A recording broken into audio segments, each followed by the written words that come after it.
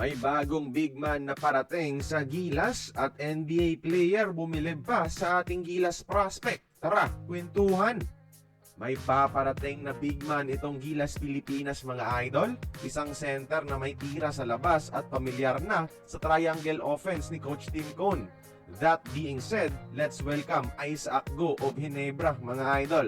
Backup center ng Gilas ni Coach Tab at naglalaro ngayon para sa Ginebra. Malapit na kasi matapos ang recovery ni Isaac mula sa injury at malapit na rin makapaglaro para sa kupunan ng Barangay Ginebra. At kilala nyo naman si Coach Tim Cone mga idol, hindi malabo na iidagdag niya sa kanyang pool ang kanyang Ginebra player na si Isaac. Especially dati itong member ng Gilas. Possibility lang ito mga idol base sa pamamalakad ng isang Coach Tim Cone. Mahirap ang triangle aralin and he would rather have Isaac Go na alam na ang sistema kesa maghanap pa ng iba. Back up lang naman most probably si Isaac kung kukulangin lang sa availability ng mga main bigs natin. Kagaya lang din sa pagiging reserve ni Troy Rosario sa Gilas. At para sa akin wala ring problema.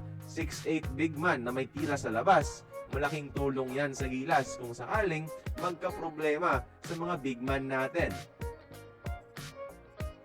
Samantala, bumilib naman sa Gilas prospect ang isang NBA player mga idol. Ang Gilas prospect ay si Ethan Alvano na nauna nang nagpahayag na gusto nitong mairepresenta ang Gilas Pilipinas someday. Yung NBA player na bumilib ay itong si Alize Johnson na naglalaro ngayon sa G-League team ng Minnesota Timberwolves. Komento ni Alize sa Instagram post ni Ethan tungkol sa KBL All-Star Weekend, "This ninja keeps on winning," indicating na kahit saan pumunta si Ethan, isa itong winner. Hindi rin malabo ikonekta ang koneksyon ni Alvano at ni Johnson dahil regular na sumasali si Alvano sa Drew League sa Amerika kung saan nakakasabay niya rin ang mga NBA players. Gusto ni Alvano maglaro sa Gilas pero sadly hindi siya FIBA eligible. The only way for this to happen ay sa Asian Games na passport lang ang kailangan. Kaya kayong mga idol, gusto nyo bang makita ang isang Ethan Alvano sa Gilas? Join the conversation, magkomento lamang sa ibaba.